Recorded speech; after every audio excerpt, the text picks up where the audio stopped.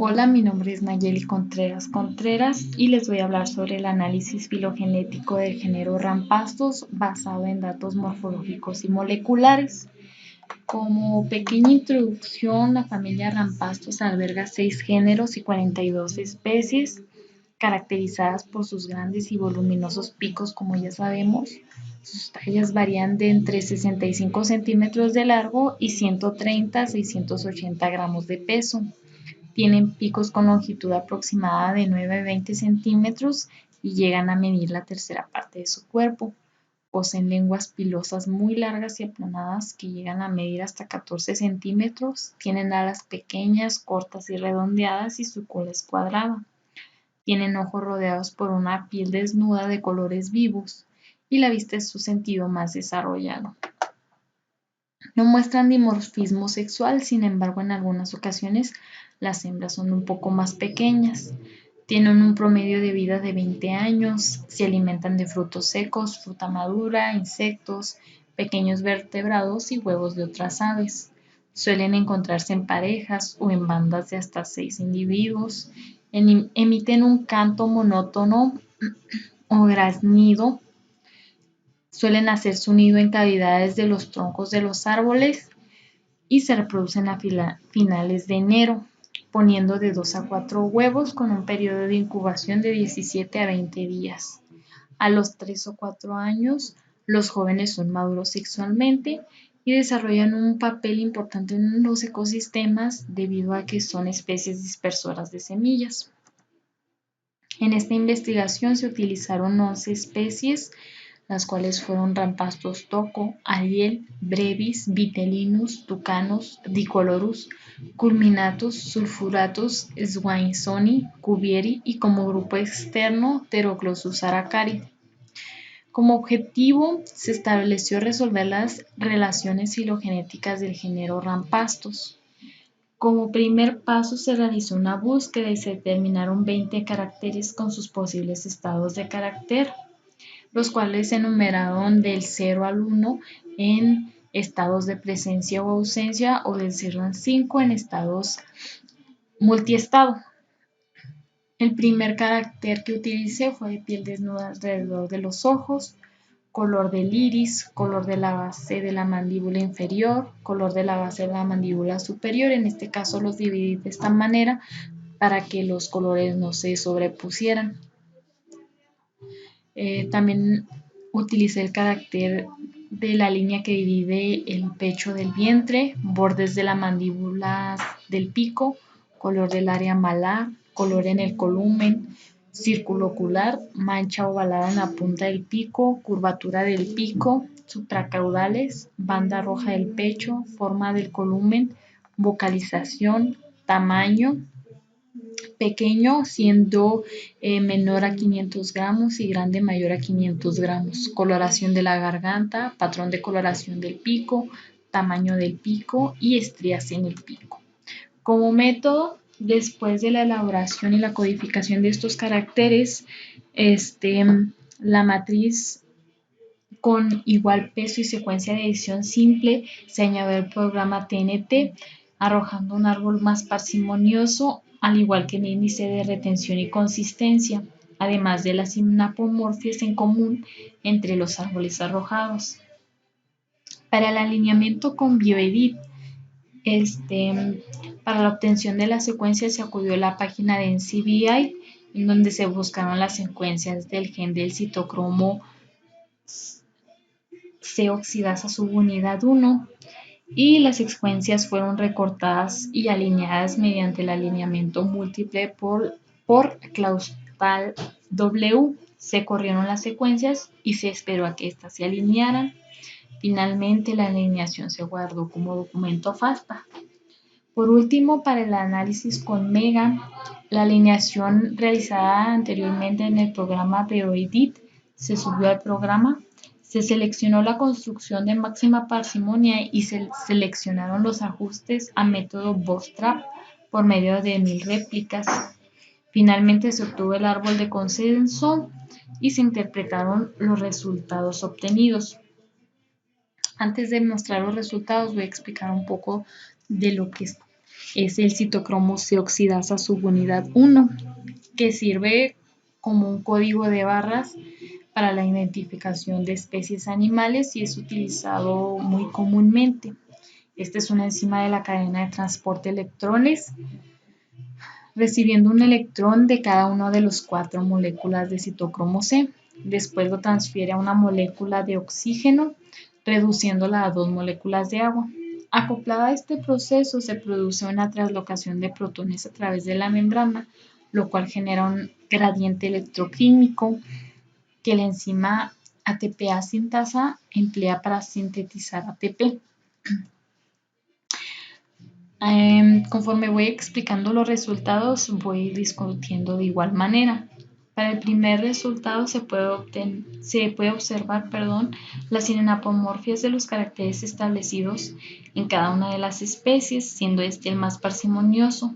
También se puede observar el índice de consistencia, que fue de 603.603, y el índice de retención de 0.545.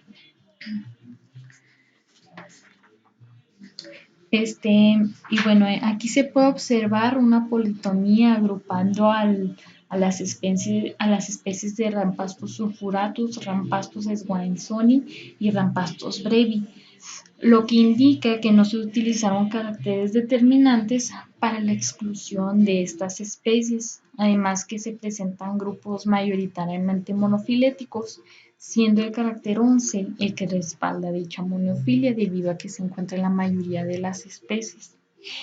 En cuanto al índice de consistencia,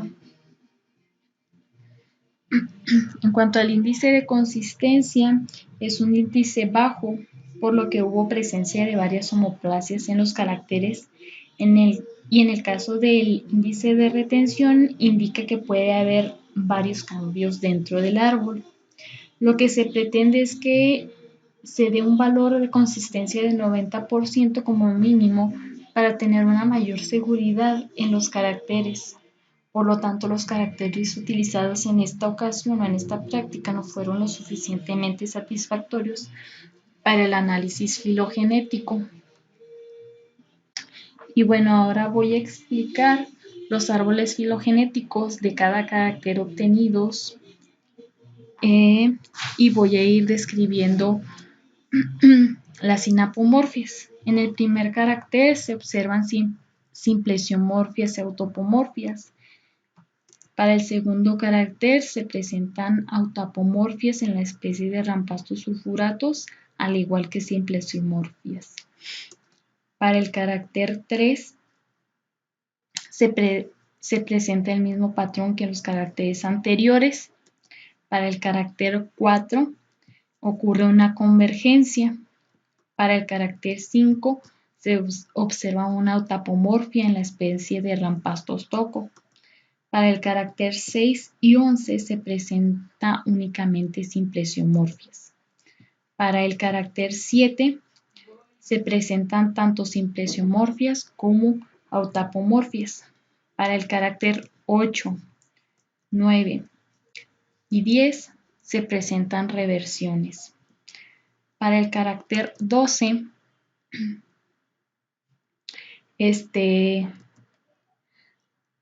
se presentan autapomorfias en la especie de Rampastos tucanus. Para el carácter 13, 14, 15, 16 y 17 se presentan reversiones. Para el carácter 18 se observan sinapomorfias y para los caracteres 19 y 20 se presentan reversiones de igual manera.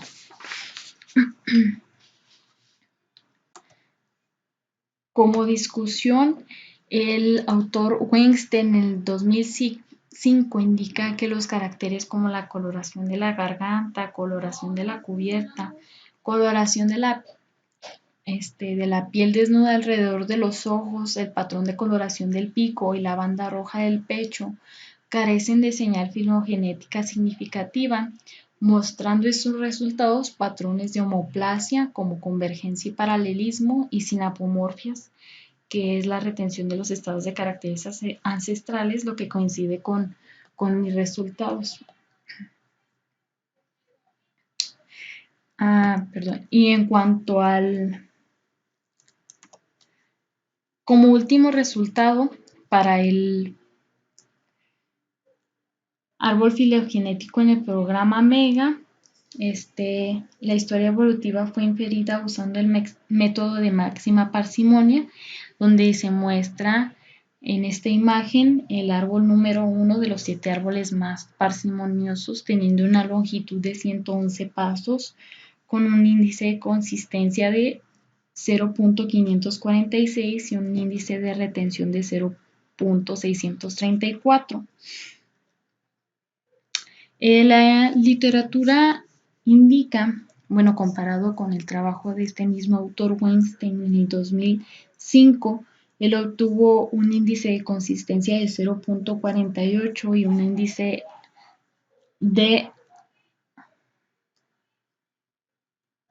retención de 0.57 y se observan variaciones debido a que él utilizó el citocromo B y en este caso yo usé el citocromo C. También menciona que los índices de consistencia y de retención para más de la mitad de los caracteres fueron menor a 0.5. Esto indica una señal filogenética significativa y en su investigación, al mapear la filogenia, 3 de los 8 caracteres utilizados en la investigación no mostraron inversión ni homoplasia.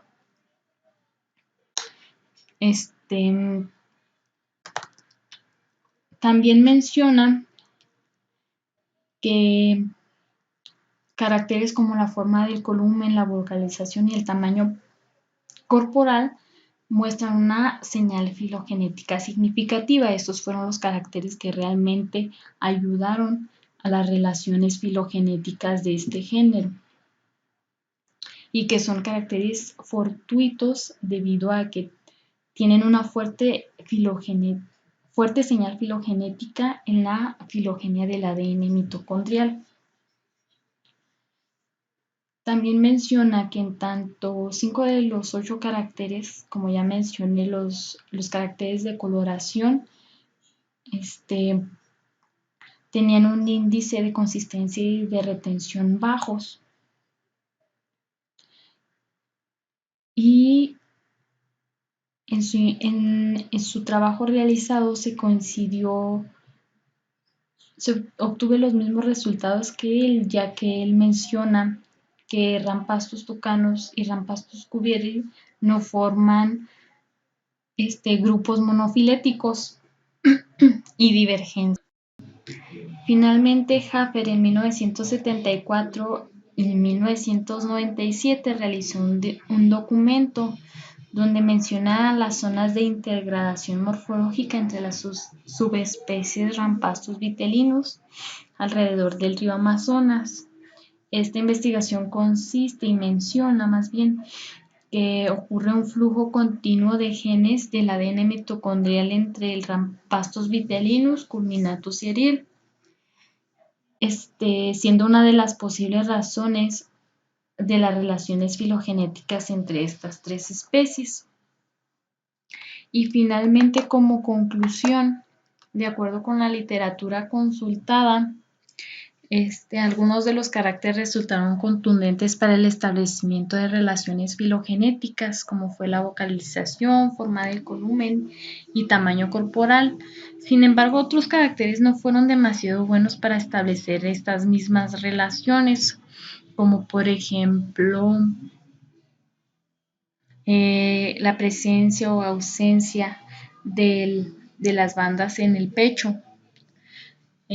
Por lo que se sugiere establecer caracteres que ayuden a poder realizar este análisis filogenético y pues siguiendo con el mismo método utilizado, ya que resultó efectivo.